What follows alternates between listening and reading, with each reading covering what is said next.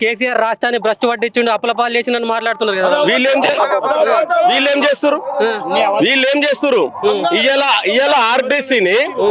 ఆర్టీసీని ఉట్టిగా public ఎక్కించకపోతే government ఆమ్దానా అది ఖర్చా ఫస్ట్ బండి ఇవ్వాలి.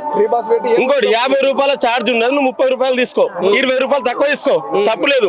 నువ్వు ఉట్టిగా పుణ్యానికి ఎక్కించకపోతున్నావు అంటే నువ్వు దేని మీద రుద్దుతున్నావు, దాన్ని తీసుకొచ్చి వచ్చేసి దాని మద్యం మీద రుద్దుతున్నావు. మద్యం మీద నువ్వు ఛార్జీలు పెంచి దీన్ని ఇక్కడ వాడుతున్నావు. ప్రభుత్వం ఏర్పడి 15 నెలలు అవుతుంది, చెత్త మెల్లమెల్ల చేస్తామని అంటున్నారు కదా వాళ్ళు.